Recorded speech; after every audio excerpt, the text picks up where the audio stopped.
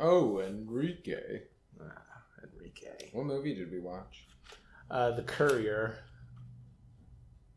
Shit, that was the New Vegas thing, wasn't it? That's the New Vegas thing. Oh, fuck. So...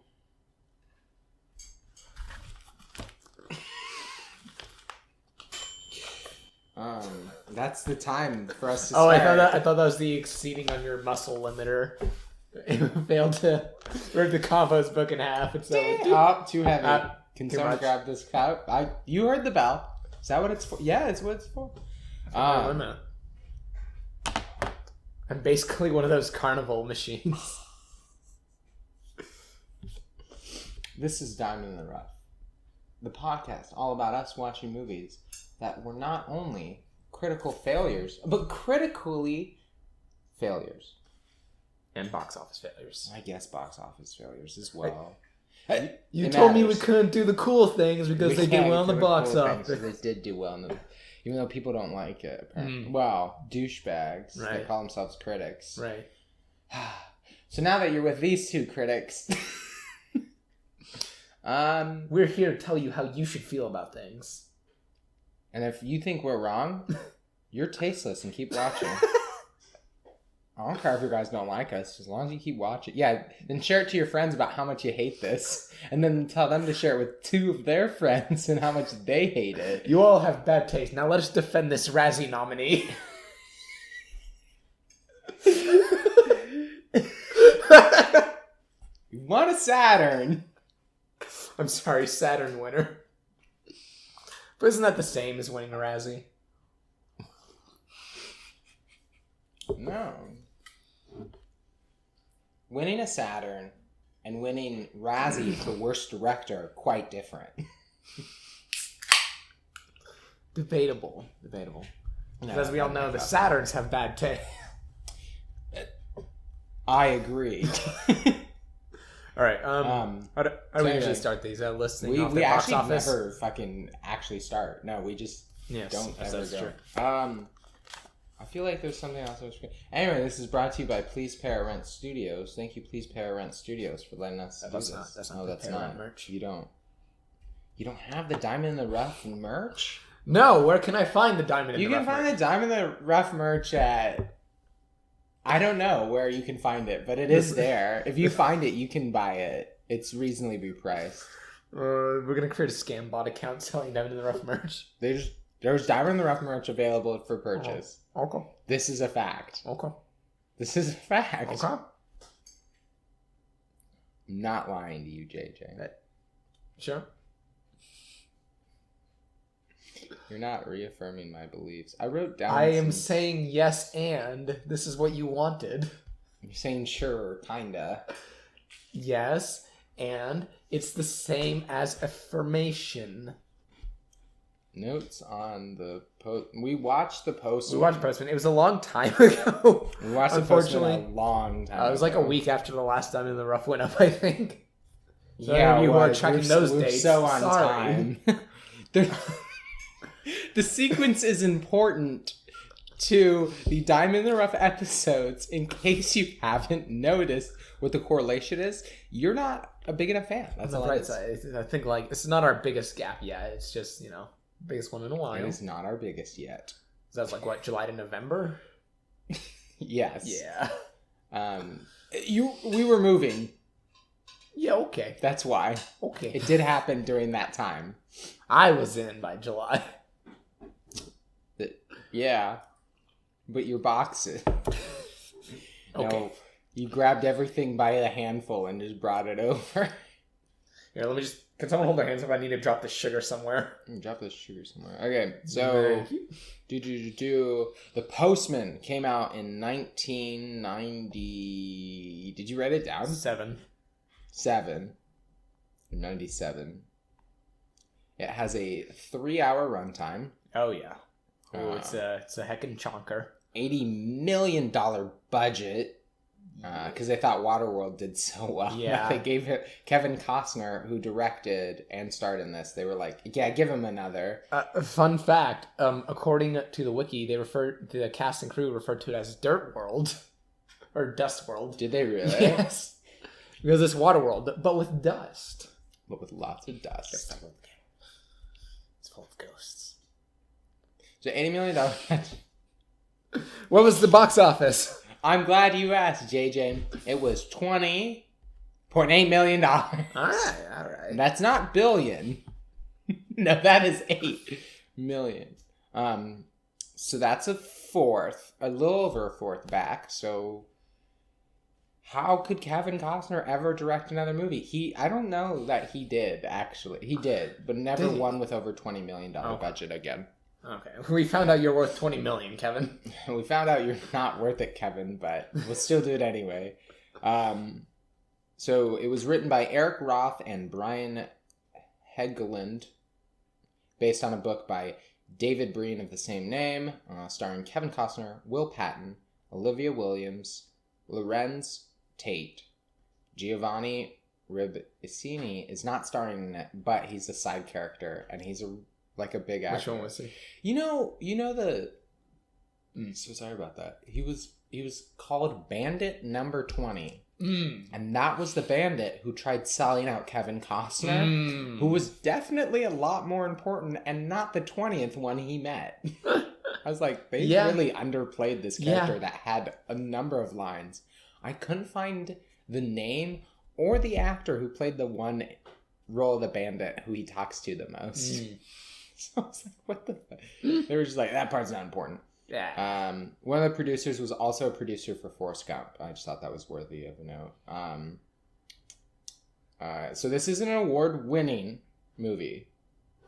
It was nominated for Best Science Fiction Film by the Saturn Awards, which is science fiction awards and based to promote those. Which, I mean, I don't know if I'd call it a sci-fi, but I guess... It does anything set in the fantasy future stuff too, but yeah. Yeah. It was post-apocalyptic. Yes, but there wasn't really anything in the world that was like didn't already exist at the time. This is true. Yeah, but I guess like Mad Max though, that would be eligible for. I don't think it's sci-fi. I feel but like, post-apocalyptic movies and like those type would fall under Saturn's rules, Okay. Not originally, but since like the mid 90s, they have been grouped in because there's no other home for them. The Oscars really don't give a shit about those movies, which is true. So they got nominated for Best Science Fiction Film, Best Supporting Actor, Best Actor. So Will Patton got nominated for Best Supporting Actor. Kevin Costner got nominated for Best Actor. They did not win any of those awards from the Saturn ones, but the good old Raspberry Awards, Razzies, nominated a longtime friend of the show, allegedly. They also nominated Kevin Costner for 2 awards, Worst Actor and Worst Director. And you know who took home both of those? That boy. Let's go, Cow. It won Worst Picture. It won Worst Screenplay, and it won Worst Original Song. You might ask which song, and they said all of them. Fuck all of them. This is just a fucking garbage. Now I know for a fact not all those songs were original. No, which is yeah, and they weren't bad either. The Stinker Awards. Right, here's the thing. Like, I feel like you notice things if they're like actually bad. Yeah. I mean, unless I guess some people don't know certain things. Yeah. So the Stinker Awards nominated for Worst Picture and Worst Director. Kevin Costner did not win either of those ones. Unfortunately, he only won the 3. But hey, not every movie can say that they've won 5 awards if you include the actor awards. But he was also the director, so might as well group them together. I've got some quotes here. Kevin Costner said on the film, "I always thought it was a really good movie. I always thought I probably started it wrong. I should have said something like Once Upon a Time, because it was just like a modern day fairy tale. It wraps itself up with a storybook ending with the statue. You know, I thought it was a pretty funny movie set against the idea of a Superman. Somebody stepping up. But in this case, it's a very humble guy who's nothing but a liar, laughs, delivers mail and burns half of it just to stay alive. So I like the movie. Despite the film performing disastrously at 2 separate test screenings, Kevin Costner refused Warner Bros. Studios their appeals that he should edit the movie down from its massive 3-hour runtime. So that's what I got in those notes. Yeah, I mean, it's just, it's the basis of the movie. Now let's get into it. All right. It's set in 2013, when the world falls apart. I mean, that's coming up soon. Yeah, it's right around the corner. Starts in Salt Lake City. I shouldn't do that so close. It starts in Salt Lake City. It says it does. Right. Kevin's with his horse. Yes. What was the horse's name? Well, it wasn't a horse. I don't think. Oh, that's right. It's a mule because it was a metaphor for racism. We'll get to that. Yeah. No, so it starts in Salt Lake. Yeah, he's wandering around. And there were actually now I feel like I don't necessarily want to say the Razzies were wrong in their assessment, but I do think that they didn't see every movie that year. I also feel like they didn't watch all 3 hours. Yes. So, well, here's the thing. There are some inventive shots in the opening. Now, they don't serve a big purpose, but, they're creative. They're kind of novel to look at. Like, I definitely wouldn't call it the worst direction. No. Especially since 97's year Albino Alligator came out. A movie directed by Kevin Spacey. It's not great. Doesn't sound very good. I mean... Thanks, Kevin Spacey. I thought the shot composition for the whole movie was solid. And it was solid for the most part, and there were some parts that were really creative. Yes. I wouldn't say there's anything that really pushed the narrative forward. Like, it was mostly serviceable or just... It wasn't relative, or separate, but it was it's like, this is good, but it doesn't help the movie along. Exactly. It was like, oh, that's appealing. Yeah. But it's like, oh, that's fucking cool. Like, but that's like if you have like a really nice on location recording, but it has nothing to do with the story, and it never enhances it. They're never like, look how beautiful it is, Thomas. Do you remember when we used to walk here? It's just like they're in New Zealand. Yeah. Hello, everyone. We decided to film this movie in every part of the country for some reason. Exactly. So Kevin makes his living going around performing Shakespeare for towns and basically getting tipped off of that. So he comes into town and he starts doing his whole little song and dance. Well, not song, but... Well, he did Hamlet with his mule, which was solid. That was funny. I quite the liked mule's involvement was awesome. Well, we forgot at the very beginning, like when he's just like... Oh, yeah. He's checking out the gas station. Yeah, it's like PTSD or something. Yeah, it's just a weird flashback of it Yeah. like being like of normal times. Yeah. And it was like, we knew that... Like, you weren't just in a bad part of town, all right, Kevin? When you said, the water's all dried up, I knew. Like, I thought that was gonna be a recurring thing. Like, and I probably shouldn't reference Fury Road, but the Fury Road, you keep seeing Max's old daughter. It's like, oh shit. Yeah, like you were like, that's clearly a sticking point. It's like, oh, maybe he's frequently haunted by the past. No, just the one time. Yeah, I mean, I'm really glad that he didn't have a bunch of flashbacks. I don't like them. The movie was long enough as it was. I forgot. It was long. At some point, I was like, has it been 3 hours? 1? Okay. Has it been 3 hours? 1:15? Are you fucking... Felt like 6 hours right there.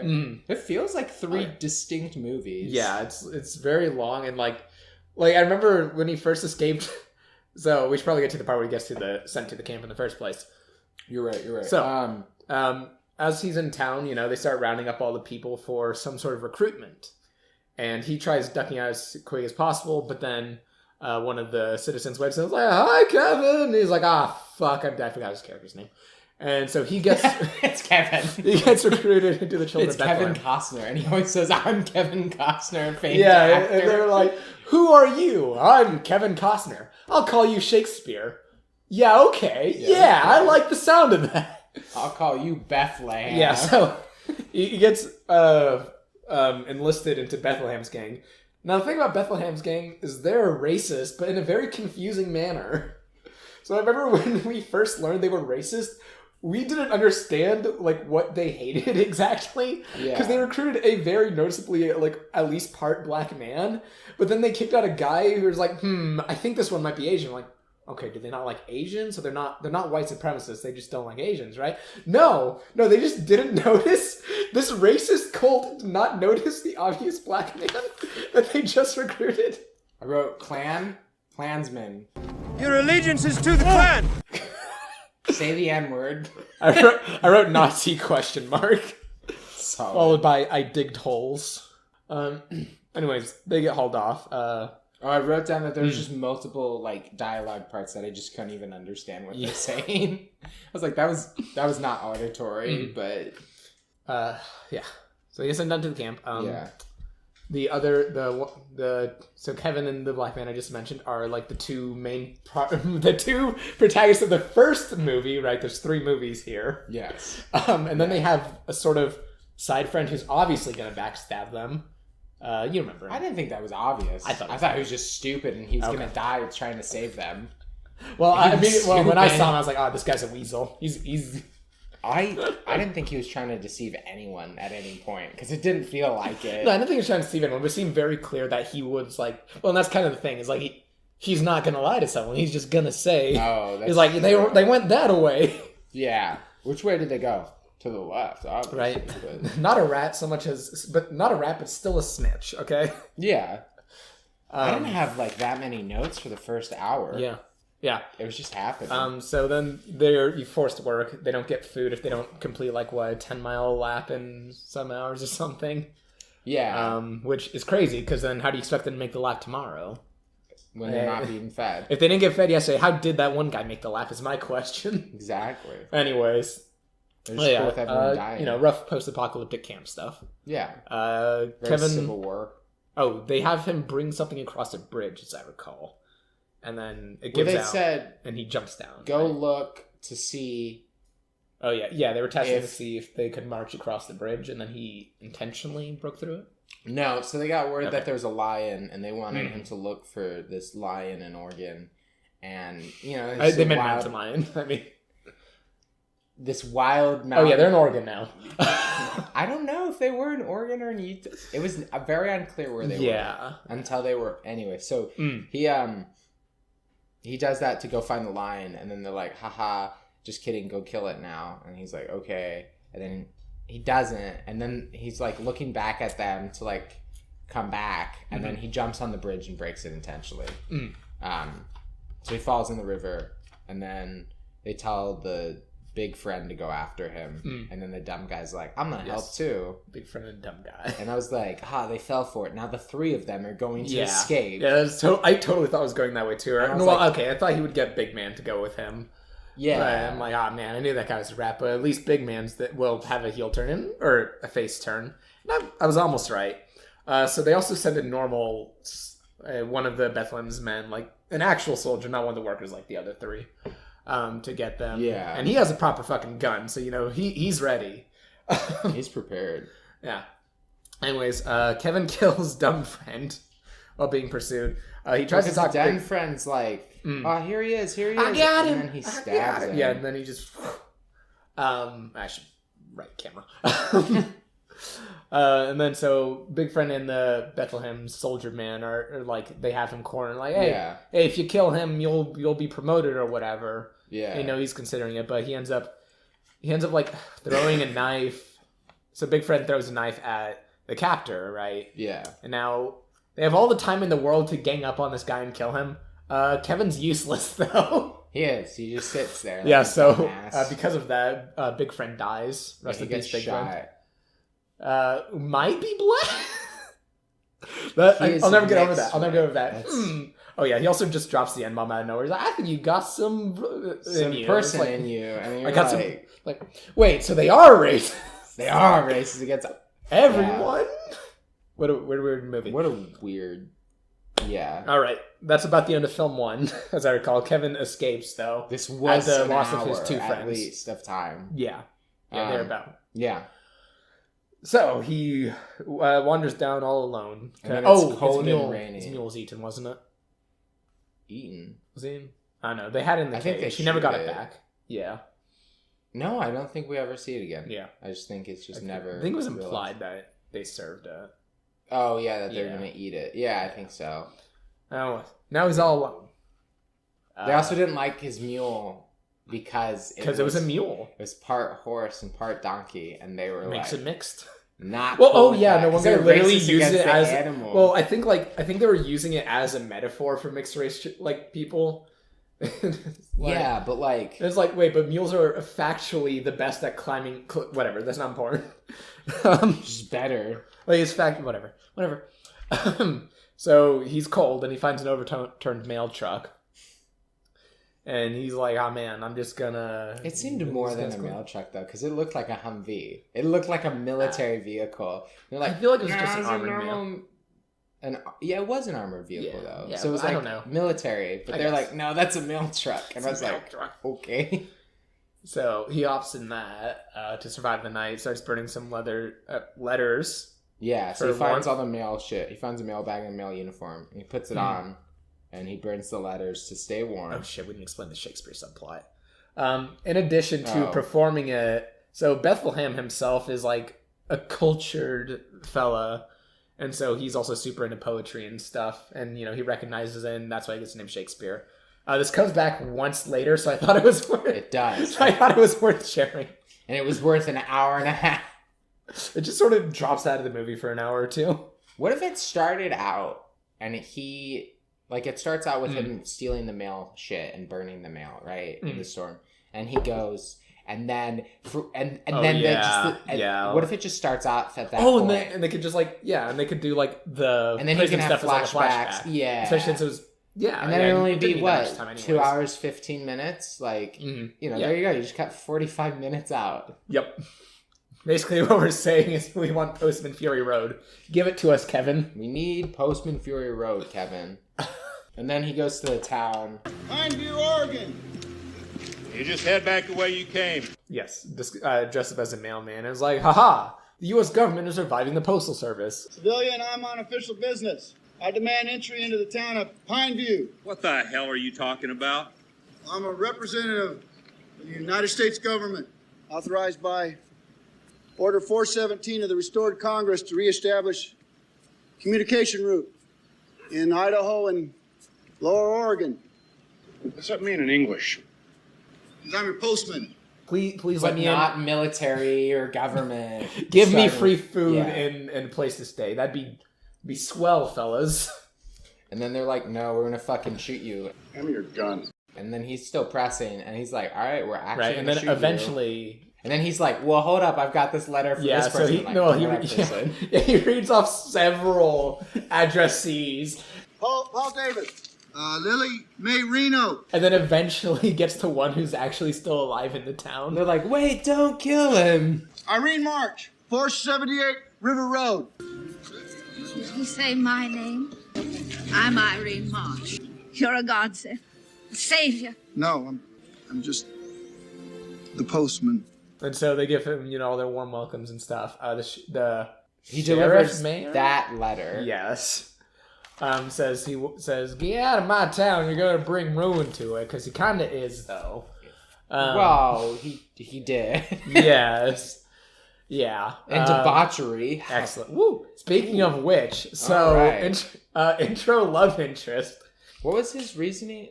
They're throwing a sick-ass party. A postman? I mean, it was the government was reviving it, right? I get that. Just still bugs me, right? It was like, oh no, the government's totally okay. We got to restart. Yeah. We don't have a lot of resources. And then they throw a good old one-letter party. Yeah, I think it's implied he might have handed out some more. I don't know.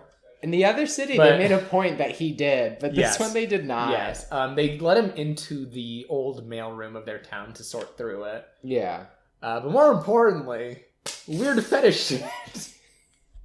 So at the party, some chick starts measuring up Kevin. Yeah. And like, are you fertile? He's like, okay, yeah, maybe I am. Whatever. Like, I haven't danced in a while. This is kind of hot. Yeah. And then, and so this married couple propositions Kevin to be a sperm donor, basically, because he can't have kids. Yes. And they don't want it to be someone from the town because that would stir up too much drama. Yes. But also, this did not need to be a storyline. Yes. And also, I think this is part of where the critical backlash came from. It is a movie starring Kevin Costner, directed by Kevin Costner, in which he cuts some dude in like the first half of the movie. Well, it's not like they had actual sex yeah. scenes. Oh, Yeah, so like when you look at that together, it's like, oh man, really, we should give this guy best director or worst director and worst actor from a moral viewpoint. Exactly. Because it's like, all right, we gotta pop that hubris balloon. Yeah. Yeah. And so that ends up happening. He initially rejects him, and then she sort of corners him in the mail office. He's like, well, I'm here anyways. Shoop-de-doo.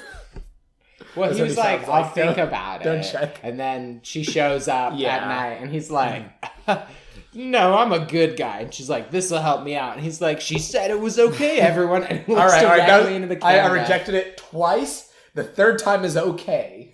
That is the law of etiquette. The director asked me to. He said it into the camera. Director said this was a good role for me. Said it was cool. This is moral. And she got paid to have sex with the director and the lead actor. I think that's fucked up. Well, hopefully they didn't actually. And they taped it. They definitely did it. No offense to Kevin. All right, so that's the rising action of the second move. Yeah. Well, it's part of it, I guess. But yeah, you're right. It's the rising action. But also, he meets that one guy, and the guy tells him his rapper name, which is, what is it? It's Ford, fuck me. Ford Mustang Ferrari. Yeah. Some dude was like... Yeah. Lorenz Tate, who I like, he was like, this is my rapper name, because I want to see a car, or I want to drive a car. And then he's like, you shoot your eye out, kid. Kevin Costner said, winking into the camera. It's a lot of fourth wall breaking, but no. And then the kid's like, "No, this is my new dream. I want to be Postman." Was that the first city or the second city? No, that was this one. Shit. Okay, right. That's right. Sorry, he was there a while. Yeah. Anyways, Black Friend number 2. And then he's like, "Fine, you can also be a postman. I will swear you in with the secret." Well, so no, he didn't even say that. He was like, gee, well then you have to swear you'll die. He's like, I swear I'll die. And he's like, keeps trying to say things to scare this kid. But now he's just making this kid more committed. Well, yeah, has the opposite effect because he's like, oh man, this is serious. That means as long as I show I'm committed, I'll get along. I just have to be extra culty. And he's like, like, you can only get sworn in by another postman. He's like, you're a postman. And he's like, well, shoot, bud, I guess I am. He's like, oh fuck, I didn't think this through. Oh god. And then so I love it. He actually swears off. He swears in using the actual like Postman motto, where he's reading off the back wall as he's having the kid deliver it. You know, you have to be sworn in. So.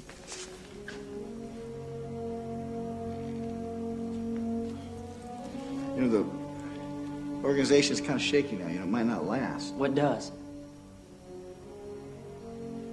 There'll be a lot of people who don't believe in you. I'll set them straight. It's a lonely job. I've been lonely all my life. So have I, Ford. So have I. What the hell? You repeat after me. Neither snow, nor rain, nor heat, nor gloom of night,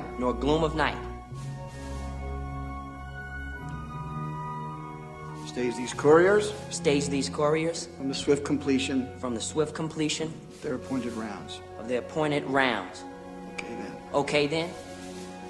No, I'm saying that. You just listen. Sorry. By my authority, you're now empowered to carry the mail. Congratulations. You're a postman. Yeah.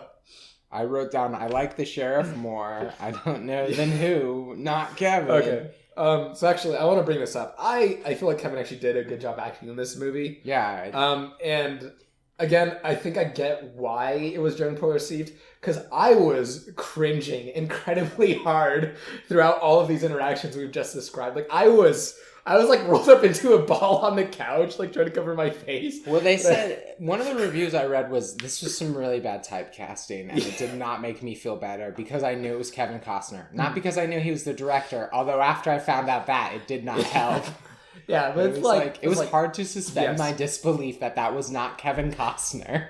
Yeah, and so it was just very uncomfortable to get through these scenes, and it's like, okay, well, that could be a sign of bad acting, but at the same time, that did seem like it was what the story was going for. Yeah. So I feel like he did a good job. Again, I'm not going to say it was like astounding or anything. Just not the worst in 97. Yeah. Looking at you, albino alligator. Anyway, but he leaves and like all these people like left mail at his door Yes. that he's somehow able to carry in his sack that it does not fit in. His RPG sack. His RPG sack. Notes weigh 0. Notes weigh 0. True. Yeah, but he's leaving and the sheriff's like, hey, fuck you. And then like he's leaving and then some little girl starts to sing the America song. Yes. Oh, they raise the American flag. That's a They raise the American flag, which I don't know why she knows the America song. She's 8. I guess we don't know how far ago the apocalypse was. Those children were not born. They were born after the apocalypse. They had some seditious parents, so, I suppose. Lorenz Tate was born after it, and he was like, he was under 17. That's what That's right. said. That's right. Yeah. Lorenz Tate did a good job. And he is canonically like 40. He's canonically 40. Yeah. Because he's born in 1973 and died in 2013. Yes. So. Wait, no, he lived after the... I want to say... Oh, yeah, he did. I don't exactly remember the years, but... I don't remember. He died...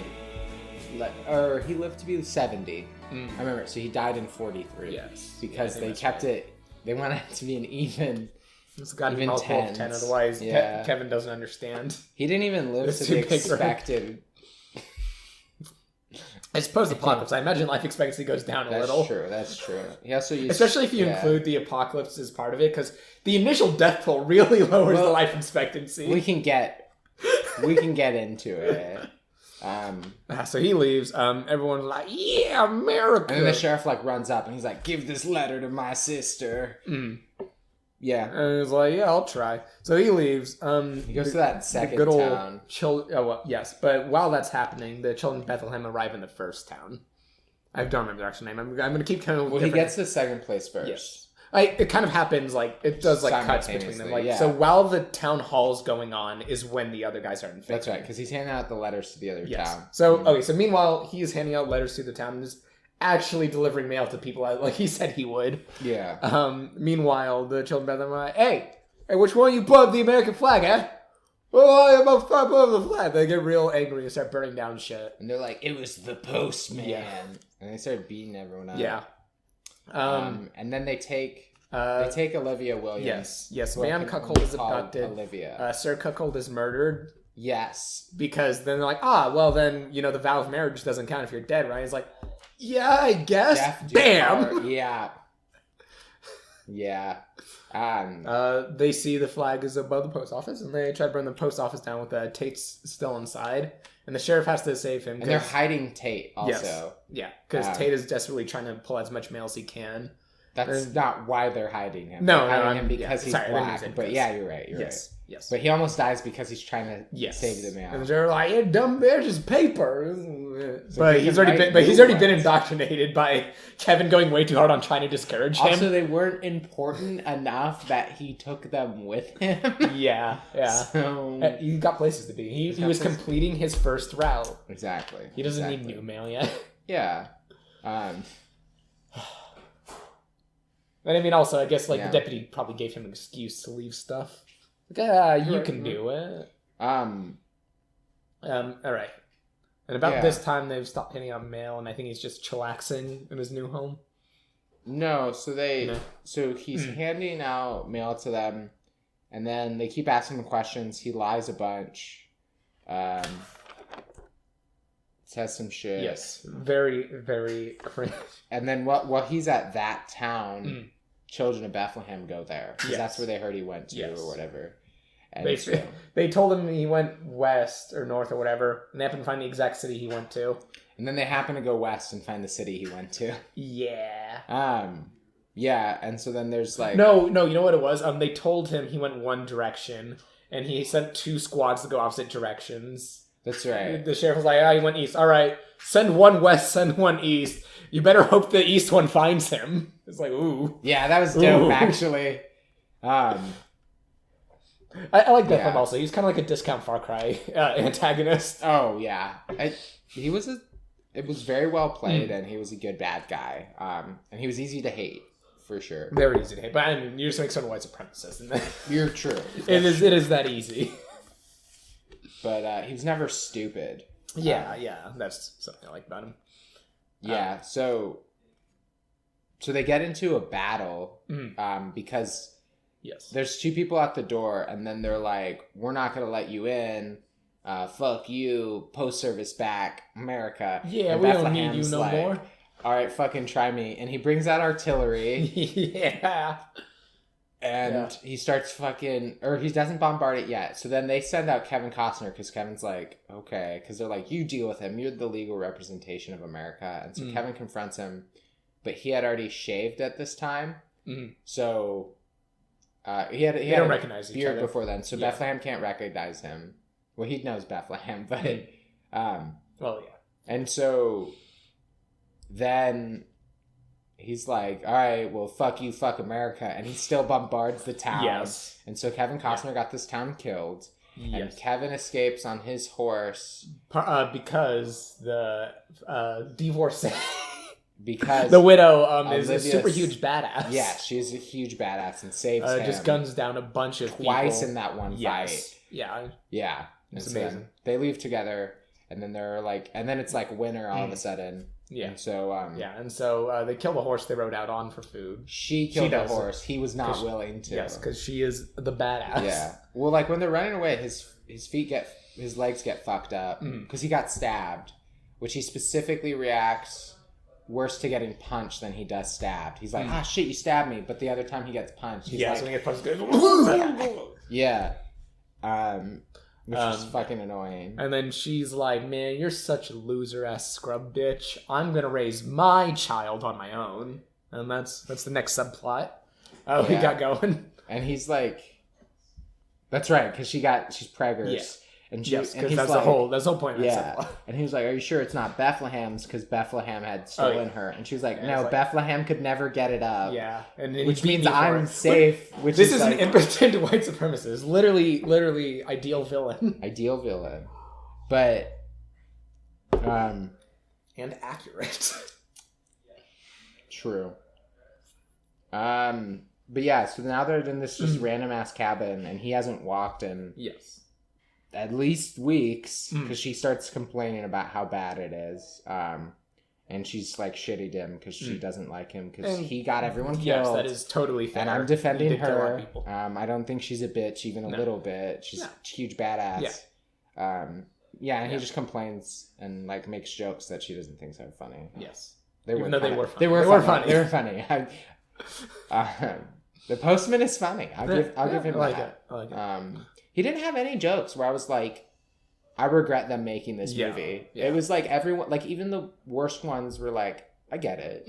You know, they weren't like upsetting. Yeah, it's good characterization at the very least. Yeah, no, definitely. Winter ends. Yeah, she just burns down the fucking cabin. Yes. She's like, all right, time to Literally go. the best. Literally the best character. He's like, we could have been here longer. And she's like, nope. No. I believe that is when they find out that over the course of the winter, the Postman had actually started up for real this time. Lorenz Tate gets a Yes, one of Lorenz going. Tate's couriers shows up to them and is like, "Hey, I'm with the post office general. You should come on Here's down a to our poster." headquarters." Yeah, And then they look at this poster and they're like, they spell tyranny wrong. yeah, Because they're like doing anti-Bethlehem. yeah. That's right. They're stuff. making propaganda, Yeah.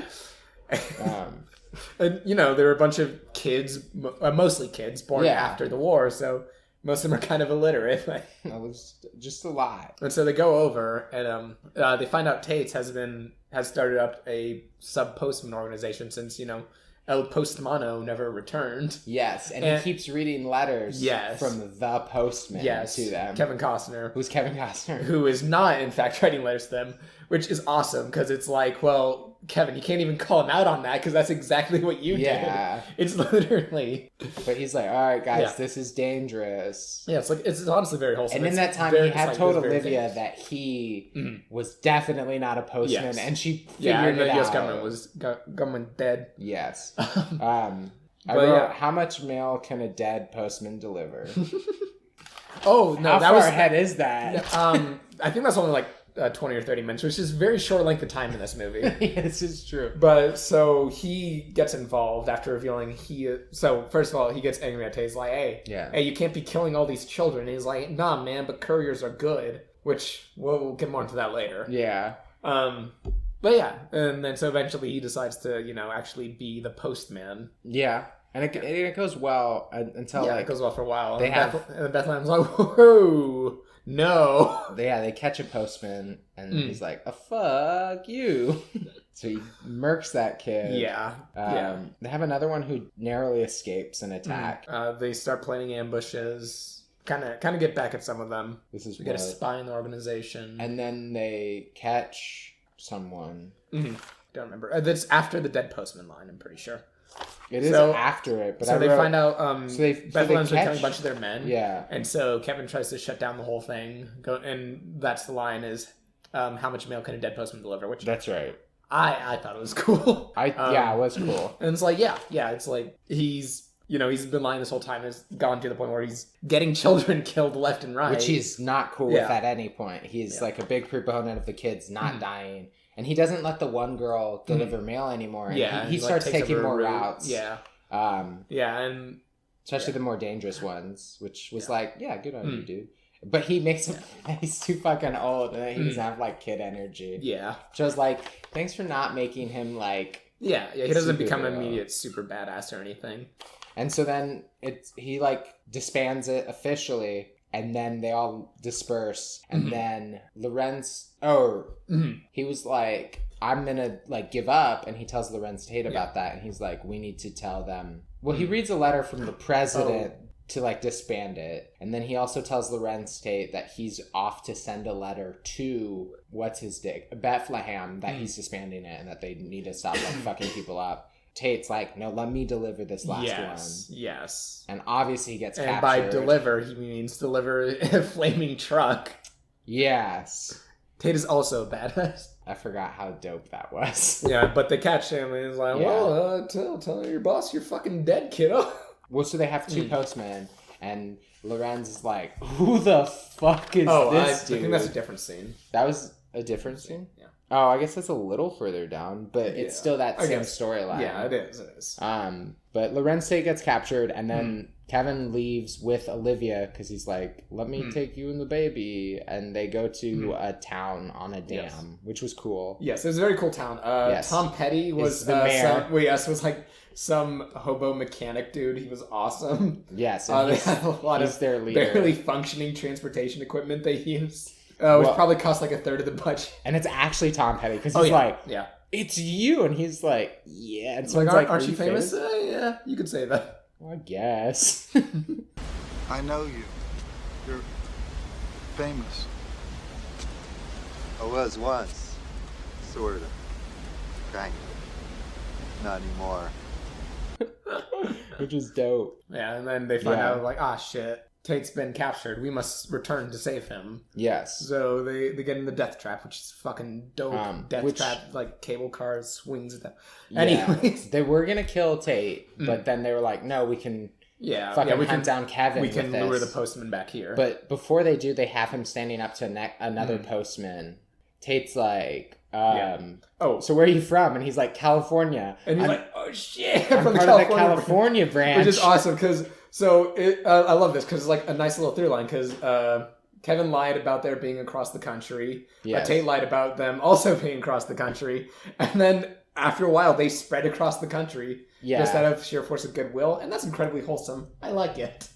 It was just its own branch that just had to survive. In the middle of California. Yes. They do kill that kid, but... They do kill that kid because he goes, shit. They lied about there being more than just this. I'm going to use Tate to, like, draw him out. I gotta cut off the figurehead, because, Bethlehem's dictator figure, he, like, very much gets the symbolism of a cult leader, which is what he accidentally started. This is Kevin true. accent. Bethlehem was very on he was purpose. yes, because he used to be, what type of salesman was it? Oh God, that's right. Like That was an ice machine. That was very good. Which Yeah, was he was so like good. Yeah, he was like a So telemarketer or something. Yeah, he was just like a like door-to-door that salesman or totally something. makes sense. Which was like, those are the people who Yes. do that in this 'cause situation. They understand marketing. They know how to get people. Even to just then, do they would whatever. like they felt like failures in their life. Yeah, and now they have a that's- second chance. Yeah, and they're yeah, crazy. and that's how he got all the like working class people to join him. Yeah, Was by yeah. Yes, by equaling them around someone to Yes. hate, and it turned out to be the bad guys, even though they were powerful. Yes, it's such an accurate thing. Yeah, it it's is super believable like organization. Totally. They're sheer, so it's also kind of implied they're spread for like the entire like east of the country, which is a bit at least southeast, even going all the way to Utah. So northwest. Fuck yeah, you're right. Northwest. So sorry, a good most of the west. Well, so it's like there's not that many people, and Yes. he is like so it's probably not his tributes, but because they still, don't have armies. that's a big distance. It is, and Like, when regardless. he raises his whole army, that's like 1,000 or more people. So, considering that the towns are only 100 people, it's like they're ruling over like 5,000 or more people in 4 states or something, or not 4. Yeah. Well, yeah, it was, which is like crazy. Yeah. You're right, Which but is still massive. Yes. But so they meet. it's in still, an, other than that, believable. yes, they meet in an open field, and in between then, Kevin tells the like postman who followed him to the dam. Yeah. He's like, "Hey, raise the fjords." Yeah, he's like, Which hey. totally raising fjords. And he's like, hey, like, fuck it, we're all gonna die, but if you're cool with that, just come with me. Yeah. We're gonna put an end to Bethlehem this time. And there's a fuck ton of postmen. Yeah. Which was... And so, they meet in their field, and being gentlemen of antiquity, both of the generals meet on horseback. Yeah, and then he's like, challenges him. Yes. Because... Well, so... go ahead. Kevin's like, he's like, I'm real sick of people dying. I don't want to do this anymore. And he's like, well, tough shit, buddy. What are you going to do about it? I was like, hey, guess what? Yeah, guess what? I'm Shakespeare. And he's like, oh, no. He's like, rule of 8. And then he so, like rips off his jacket. Yeah, so basically... He makes a point that in the prison camp, there's a rule where you could become leader by combat if you wanted to, as long as you're one of the members. But you're as always a member. If you were a slave, you were a member technically. Well, they because were, it's a tattoo, and that's well, all they you were need for initiates. The initiates were slaves. Yeah, so everyone's brainwashed to live in a cult, so they like actually listen to him. And they're like, he fucking got you, Bethlehem. Oh shit! Fucking kick his ass. Yeah. And then they have a very believable fight that was entertaining to watch. None of them are even good at fighting. No. They were just kind of struggle on the floor for a while. But it wasn't like slap fight. Like they did like throw punches and like it didn't look like a fake fight. It's just but it was like they these are not the champions. Yeah, these are not fighters. No, these are 40-year-old men. These are 2 40-year-old men. Exactly. I think Tate tries to interfere. Tate's like he wants to. Yes. But then he doesn't. Eventually, Kevin gets the upper hand because of power of friendship shonen bullshit, if I remember correctly. Well, it was already like really close, and then he's able to like I forget what he does. God, I feel like it was something. But it was like it was very close, and then let's just say the power of friendship. You can watch the movie yourself. Well, it wasn't like he was like on like he had him in a hold, and then he doesn't even switch the hold. That's the thing. He undoes the hold. Yes, he sets the dude free because and then the good guy always has wins. to do that. Yeah. And then after it's already clear he won. Yeah. And he's like, all right, we're changing the rules. Then Bethlehem tries to get up and stab him in the back. But like Bethlehem's second in command just fucking kills him right there. Yes. And he's like, hey, we got rules. So his second in command was a guy who challenged Bethlehem and lost. And he's older than Bethlehem by like 10 very years. noticeably. And so he lost to Bethlehem. So Bethlehem cut out his fucking tongue.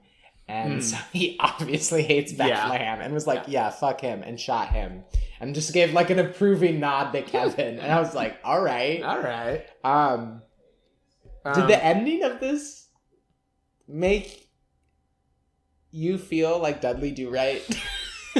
Like, no. Okay. But now you kind of see it a little. I guess. Like the energy. Yeah. Like, no, the scene was very different. But like, You're like, this kind of feels like the ending of Deadly 2, right? Yeah. But I mean, yeah. the actual ending is just a very, very sweet fast forward to... they managed to rebuild society after taking over Bethlehem's men and getting them in the new cult. This cult's good, though. Yeah. So it's okay. And Yes, basically, it's about... Yeah, and the the post USPS. office managed to restart the U.S. government, basically. Yeah. Yeah. And everything goes back to normal, basically. And he gets a statue of this one time he delivered mail from a kid. Oh my god, I forgot about that fucking apparently scene. the kid told someone. Wait, it's not that important.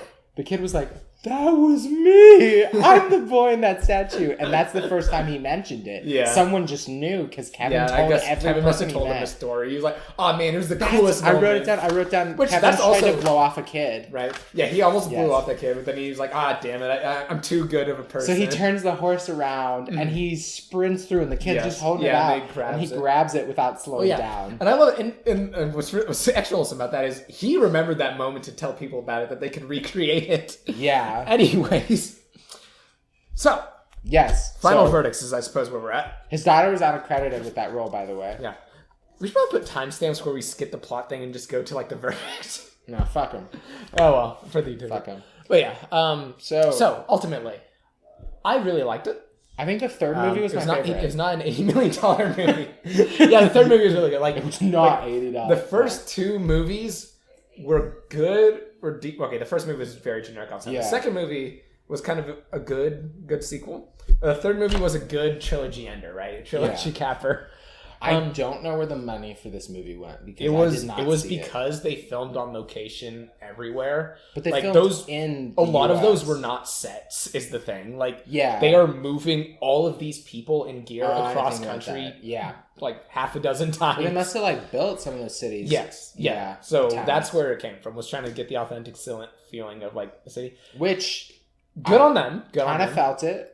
But Better. the movie wasn't epic enough to warrant that level of stuff.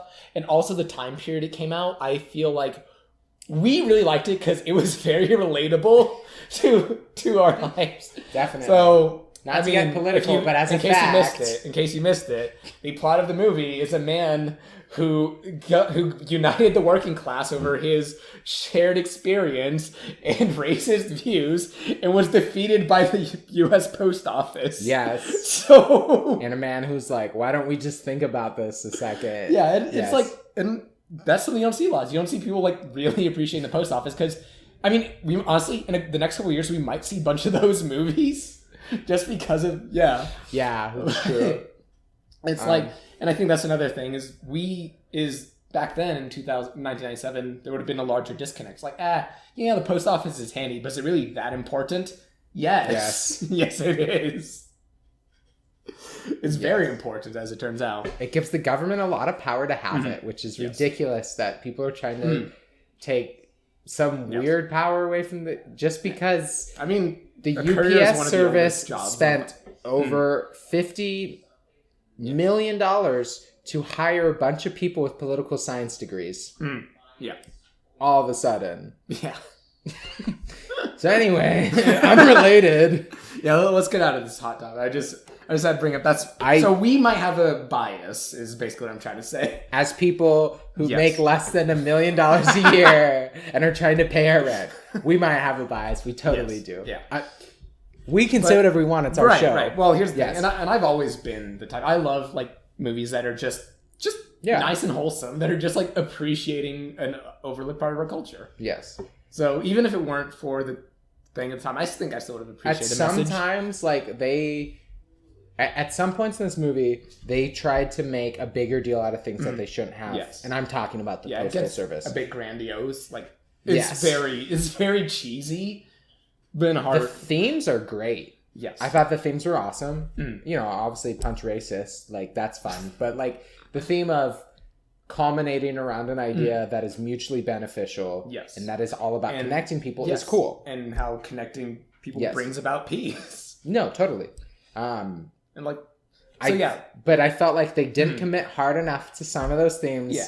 But they also made some of them too grandiose. Because it's trying to it's trying to do a couple things. It's trying to do like the whole scumbag to hero thing. It's trying to do the value, like moral value of like or culture of like just the government. Yeah. It kind of conflates a bunch of things. I will give Kevin and that one is thing. why it was 3 hours. Is long. it is patriotic? It Yes, is definitely. It is almost sickeningly patriotic.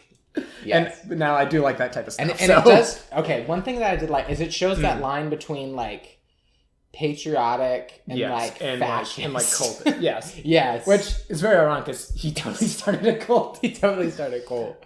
Yes. But the main difference is one is set on dividing, the other is set on uniting. Exactly. And yeah. Yes. So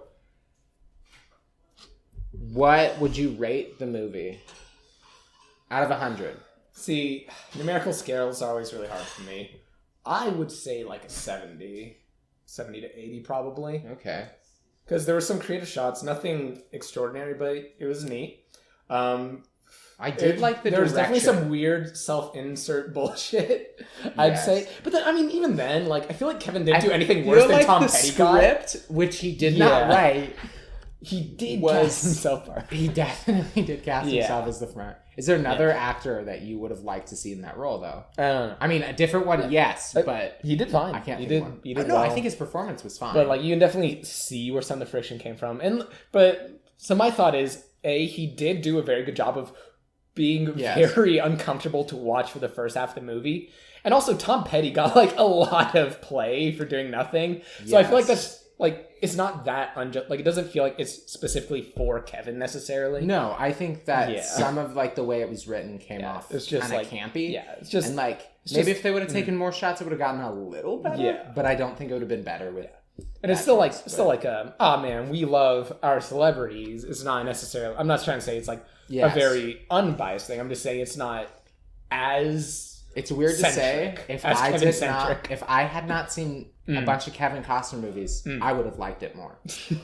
like 2 points on numerical score more, which is a lot. Right. I think what you said a little bit after watching it is like. Or it might have been me, actually. I don't know. It was a lot like a Disney Channel original movie. I definitely said that. It totally was. And honestly, if they had managed to, because you could have made cities without like less effort and just like retooled some of them.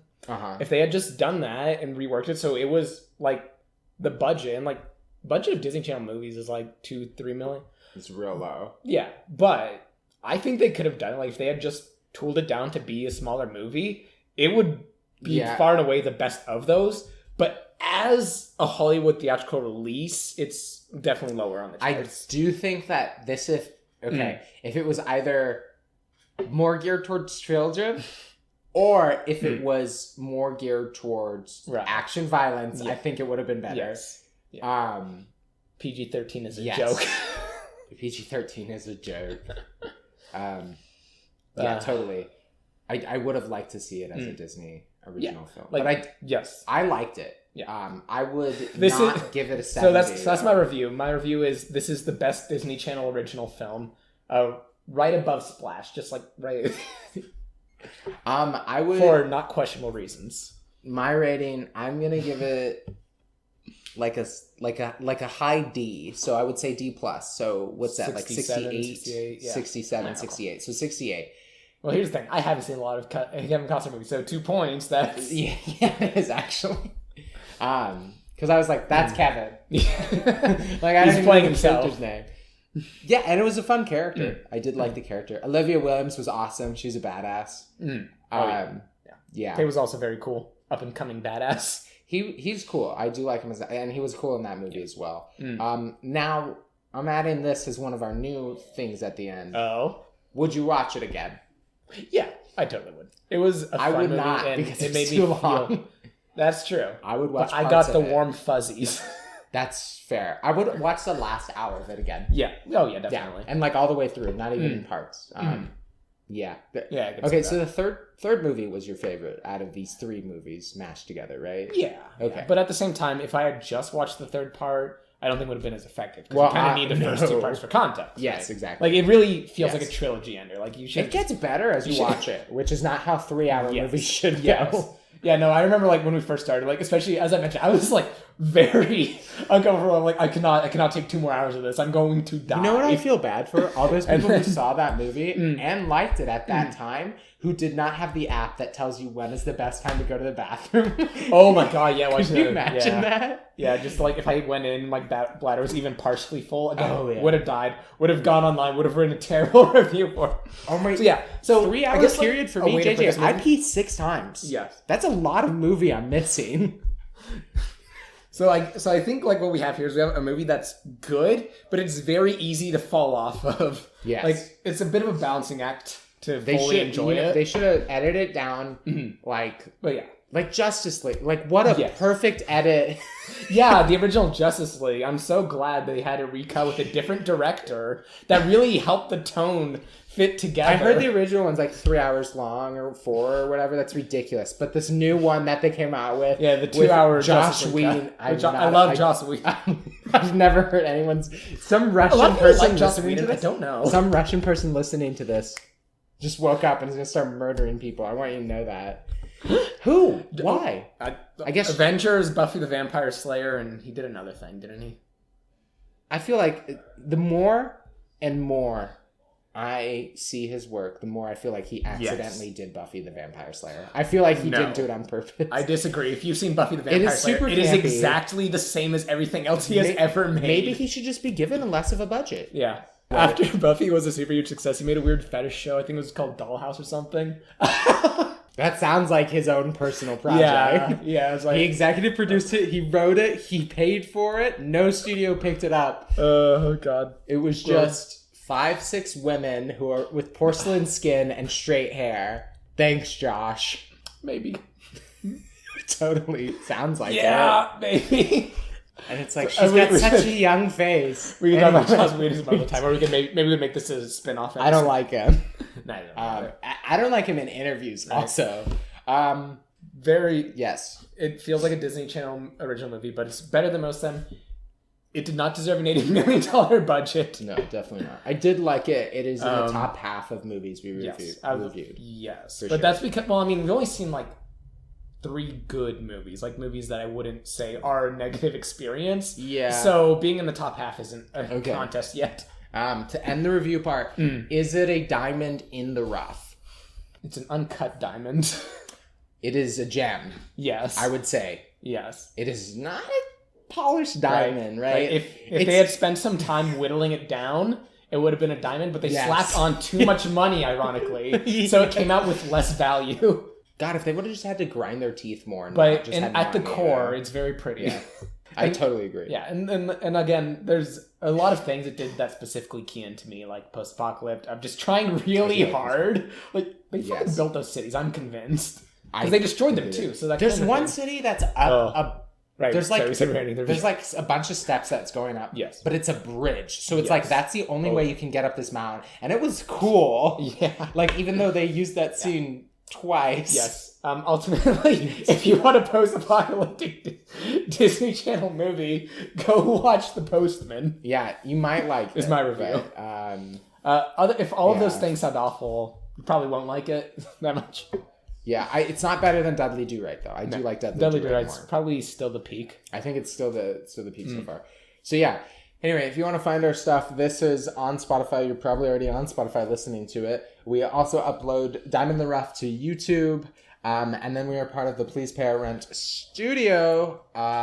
Studio. Listen to that audio Look reverberation. at that. Listen Look to the at lack that. of sound damping. Listen to the man cussing in the next room. Man, if they could see the massive camera crew behind this fucker. And the weird shapes that we have in the room so that it reverberates weird. Man, you'll never believe it. We've wasted $80 million making this look like a low-budget production.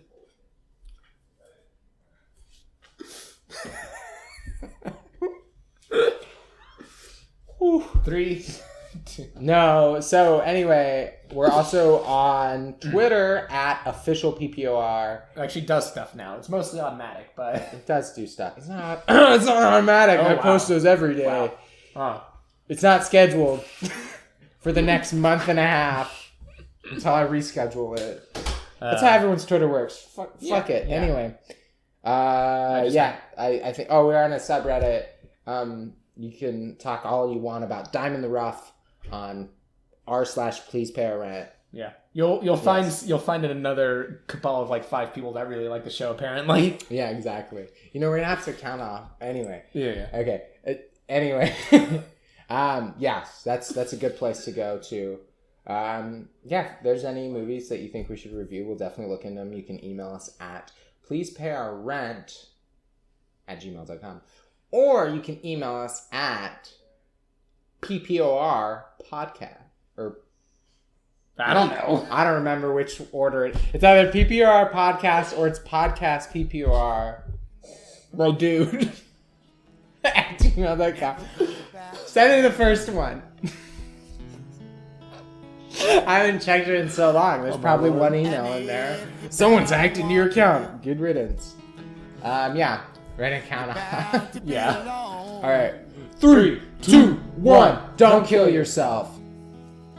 You say I got no right to feel what I feel when I look into your eyes. Wanna dance? But that I dream of you most every night comes as no surprise.